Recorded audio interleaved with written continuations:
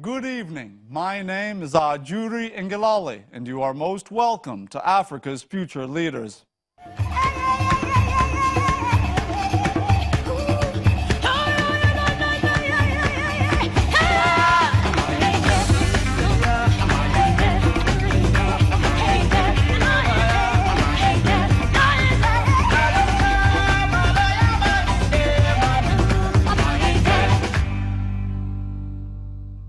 On this edition of the program, we introduce you to a young Nigerian educator whose passion, determination, and boundless pursuit of knowledge have resulted in the empowerment of youths around the country.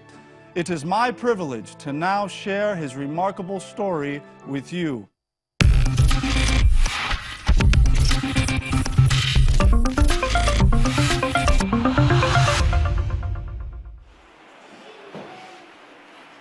Good morning, class. Good morning. I trust you slept well. Yes. You did or you didn't? It's either one of those. You did. Okay, that's awesome. Okay, this morning we'll be looking at a new topic, that is global warming.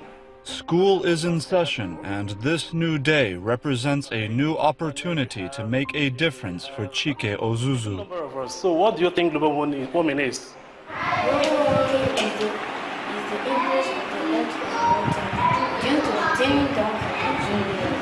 That is perfect. Thank you.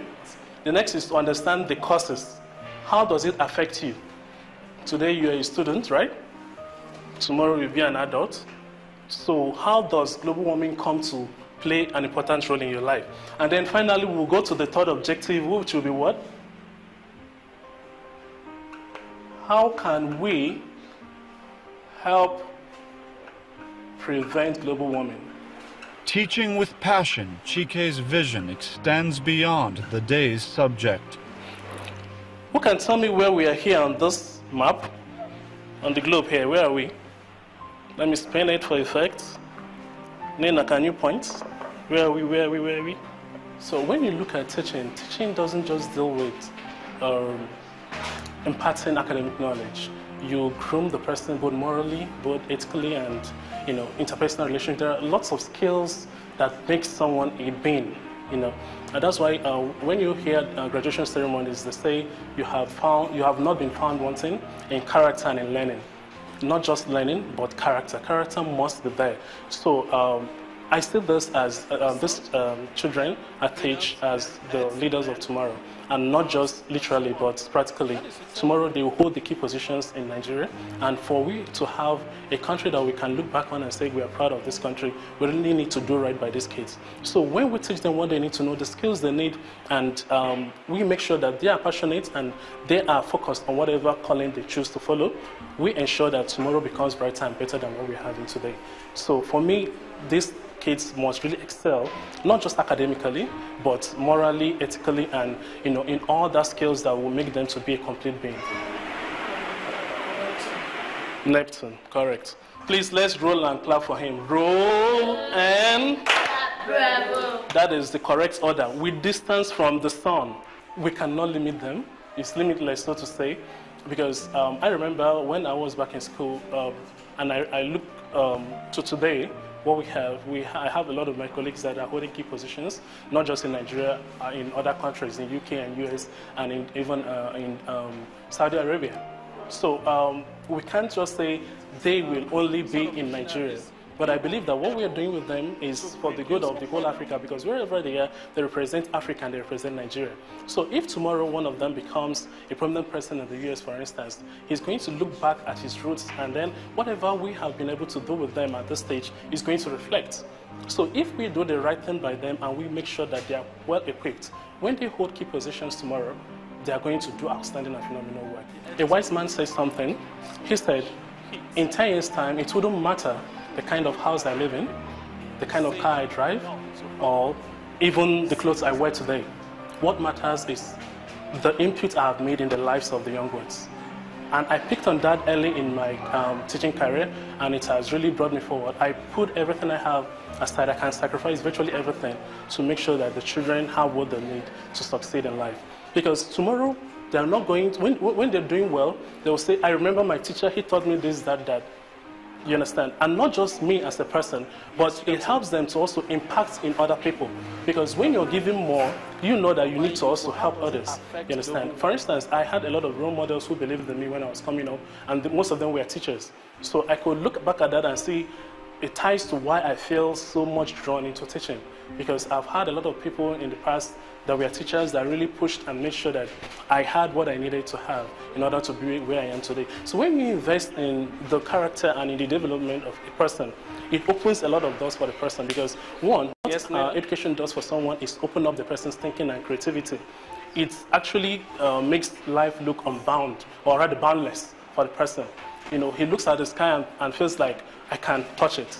And given the necessary things, he will, or she will, you know, depending on the person. So I really see investment in human capacity as the best sort of investment whatsoever. We don't see what we want. And believe you me, I don't want this kind of environment for the future generation. This is not, the present Nigeria we have is not the Nigeria I would be proud to say this is my country. Yes, this is my country, truly. But I want better, and I believe we can do better. And how can we do better? Our leaders so far, one can say they are old, you know, they have gone a bit beyond the point where you can go and school them and get them to change. So we start with those ones. So we can correct the defects of this country with what we do with these children. So if we are able to correct it at this stage, we will have the Nigeria and the Africa of our dreams.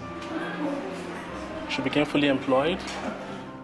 This young educator notes that brilliance knows no social class nor ethnicity as he trains the next generation. The president.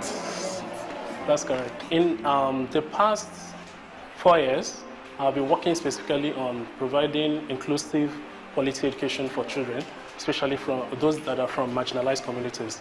So, and by marginalized community, in education, we look at people that are from poor backgrounds, people that are from troubled homes, people that are from from the lower social class. We look at people that are from communities where female education is prohibited. We look at all that. And it has been my passion, and we've been working on that for the past 4 years in order to create an inclusive learning environment for those people. Because we understand that every child is unique. A child that might have difficulty learning today, tomorrow might be the next scientist or might be the next Einstein. So when you look at it, actually, those that do phenomenal things never had an easy background. Look at Ben Carson, the surgeon. He used to get 0 in mathematics. He was a dullard, you know. But until the mom started, you know, picking interest, and then he had teachers also that took interest in him, that polished of that talent and realized that he naturally wasn't a dullard, but just that he didn't have the necessary coaching he needed. And he became a world-renowned neurosurgeon. So the same thing we have today. A child that is having learning disabilities or learning or difficulty with learning, a child that is from the poor home that has never seen the 4 walls of his school before, all he or she needs is that opportunity. And then then he or she needs a teacher that cares enough to find out what is this child's problem and then to address it adequately. And then you see the child doing well and excelling better than even the peers. Slowly, you know where the start is? Yes. Slowly. Clearly gifted to teach, Chike says realities in Nigeria do pose challenges to his work. Okay. That is correct. Okay. The challenges basically is the challenge of pay, the challenges of the basic equipment you need, the books, the resource materials, the teaching aids, name it, you understand? And then, of course, the welfare package for the teachers. It's not just about being paid, but being paid what is on the standard for teachers. So you have a lot of people running into education as a second option because they don't have a job, they don't find any other thing doing. And you see it from their output. You understand? You can't give what you don't have, basically. But when you see people that actually go into teaching because they know what they're going into. For instance, myself, I left my hospital job, which pays well, to come teach. Not for the money, but because I want to do something with these children. You understand? So moving on, I looked at, okay, I need a source of income since what I'm doing here will not really meet up with whatever I'm doing. What do? it's all about the creativity of the individual. I looked at myself, I started up business enterprises. Actually, I studied a business when I was still in undergraduate, you understand? So for me, I derive passion in what I do, and that is what I look for in every work I do. When you have an unqualified teacher teaching, the output is going to be half-baked or not baked at all. You understand? So the most important thing before you choose a teaching staff is qualification, and not just paper qualification. We do what we call micro-teaching tests to see how the teacher is able to relate with the class, how he or she imparts knowledge to the children, and how he or she coordinates the learning activities going on. These are very important for you to actually have an environment where a proper learning process can take place. Now, a teacher must be qualified, and then after the basic qualification, there is need for training and retraining of staff. Here we do that a lot. We do that on a monthly basis. We bring resource people to teach, teachers how to do certain aspects of teaching properly and better.